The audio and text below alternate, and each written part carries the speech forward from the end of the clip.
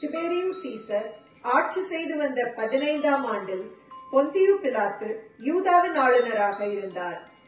ஏரோது கலிலேயா பகுதிக்கும் அவன் சகோதரராகிய பிலிப்பு இத்திரேயா திரகோணித்து பகுதிகளுக்கும் லிசானியா அபிலேல் பகுதிக்கும் குறுநில மன்னர்களாக இருந்தனர். அன்னாவும் கயபாவும் தலைமை குருக்களாய் இருந்தனர். அக்காலத்தில் செக்கரியாவின் மகன் யோவான் பாலை நிலத்தில் வாழ்ந்து வந்தார்.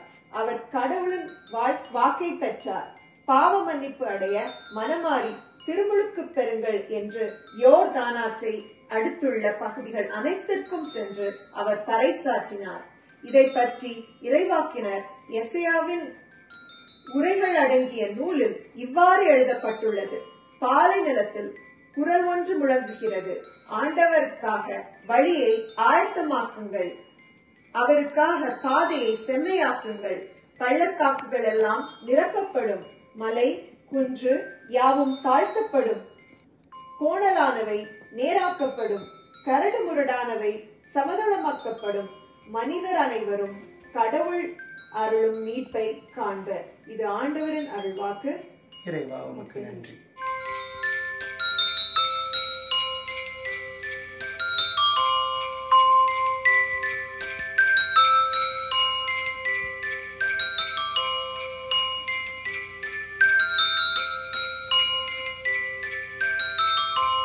இயற்கை எண்ணெய் மடியில் இறை தந்தை அரவணைப்பில் மகிழ்ந்து வாழும் எனதருமை தமிழ் சொந்தங்களே, பெட்கானா எனும் வட அமெரிக்க வாழ் தமிழ் கத்தோலிக்கர்களின் கூட்டமைப்பில் இணைந்து பயணிக்கின்ற உங்கள் ஒவ்வொருவருக்கும் திருவருகை காலத்தின் வாழ்த்துக்களை பகிர்ந்து கொள்கிறேன்.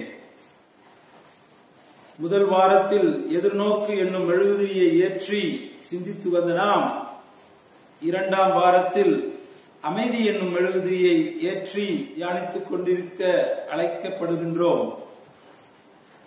அமைதி நாம் அனைவரும் தேடி அடைகின்ற ஒன்று. நம்முடைய வாழ்விலே கிடைக்கிறதா கிடைக்கவில்லையா என்ற மனநிலை சவால்களுக்கு மத்தியிலே போராட்ட சூழ்நிலையிலே பயணித்துக் கொண்டிருக்கின்றோம். உலகத்தினுடைய ஒவ்வொரு மூலையிலும் நாம் பார்ப்போமேயானால் போர்களும் போராட்டங்களும் இயற்கை சீரழிவுகளும் இன்னும் மனிதர்களால் உருவாக்கப்பட்டு சுயநலத்தன்மையினால் வாழுகின்ற மக்களுடைய பாதிப்புகளை உருவாக்குகின்ற சூழ்நிலையிலும் நாம் வாழ்ந்து கொண்டிருக்கின்ற வேளையில் அமைதி எங்கே என்ற கேள்விதான் நமக்கு தோன்றுகின்றது.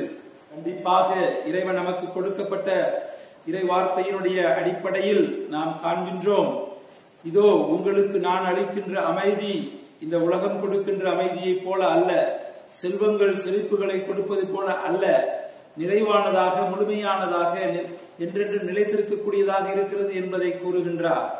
அந்த அமைதியை நாம் பெற்றுக்கொள்ள வேண்டும் என்றால் இந்த உலகத்தினுடைய நிலையை நாம் புரிந்து கொள்பவர்களாக தெரிந்து கொள்பவர்களாக அவற்றிலே நம்மை முழு மனதுடன் ஈடுபடுத்தி வாழ்பவர்களாக செயல்பட வேண்டும் என்பதை உணர்ந்து கொள்ள வேண்டும். ஆம் அன்பானவர்களே, இயேசு கிறிஸ்து நமக்கென்ற அமைதி முழுமையான அமைதியை பெற்றுக்கொள்ள ஏசையா நமக்கு அறைகோல் விடுக்கின்றார். பாலைவனத்தில் ஒரு கூக்குரல் ஒலிக்கின்றது என்று. அமைதியான சூழ்நிலையில் நம்ம எல்லாம் மேடுகளையும் பள்ளங்களையும் நடந்து கரடு முரடான சூழல்களையும் இன்று தவித்து நிற்காமல் அவற்றையெல்லாம் கடந்து பயணிக்க வேண்டிய மனநிலையில் நம்மை செமப்படுத்த வேண்டும் என்ற ஒரு கூக்குரல் ஒலிப்பதாக ஏசையா கூறுவதை பார்க்கிறோம்.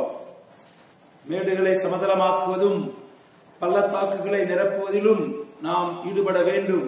அது நம்முடைய வாழ்வாக இருக்கலாம், நம்முடைய தாழ்வாக இருக்கலாம், நம்முடைய சவால்கள் சந்திக்கின்ற போராட்ட சூழ்நிலைகளாக இருக்கலாம், நாம் தவித்துக் கொண்டிருக்கின்ற ஏங்கிக் கொண்டிருக்கின்ற தேவைகளை நோக்கி தன்னிறைவை நோக்கி பயணித்துக் கொண்டிருக்கின்ற சூழ்நிலைகளாக இருக்கலாம்.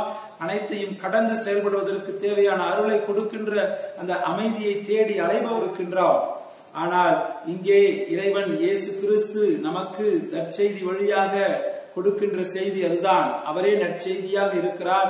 அவரே நம்முடைய வாழ்விற்கு உண்மையான செய்தியை வழங்குவோராக இருக்கின்றார். இந்த உலகத்திலே ஊடகங்கள் வழியாக நாம் அறிகின்ற செய்திகளை மட்டுமல்ல, பல்வேறுபட்ட ஊடகங்கள் தங்களுடைய நிலைப்பாட்டை நிலைநிறுத்திக் கொள்வதற்காக செயல்படுத்துகின்ற நிலையில் அல்ல, அவற்றையெல்லாம் கடந்து உண்மையை புரிந்து கொள்வதற்காக தெரிந்து கொள்வதற்காக முயற்சிக்க வேண்டிய வழிமுறைகளையும் நாம் புரிந்து கொள்ள வேண்டும் என்ற வகையிலே இந்த 2ஆம் வருகை காலத்தின் ஞாயிறு அழைக்கின்றது.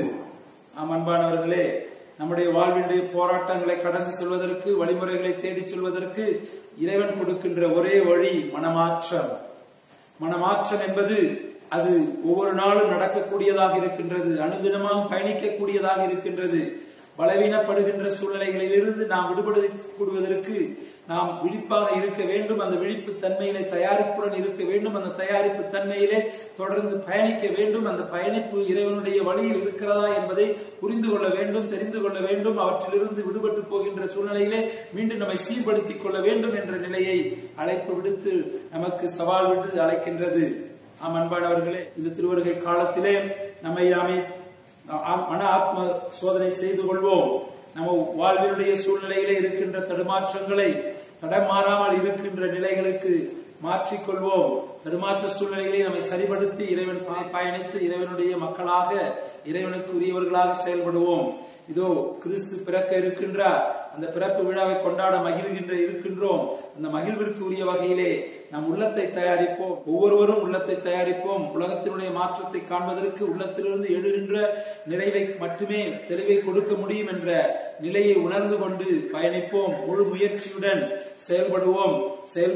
செயல்படுவதில் நாம் அக்கறை கொள்வதில், அந்த அக்கறை கொள்வதின் வழியாக மாற்றங்களையும் தெளிவுகளையும் நிறைவுகளையும் காண முடியும் என்ற தெளிவை உணர்ந்து செயல்படுவோம். மீண்டும் இந்த திருவருகை காலத்தின் வாழ்த்துக்களை பகிர்ந்து உங்கள் அனைவருக்கும் இறை மகிழ்ச்சியும் ஆட்சியினுடைய நிறைவும் அன்பும் பரிவும் பாசமும் வழிந்தோடுகின்ற ஒரு நிலையை நீங்கள் பெற்றுக்கொண்டு மகிழ்ந்திட வாழ்த்துகிறேன்.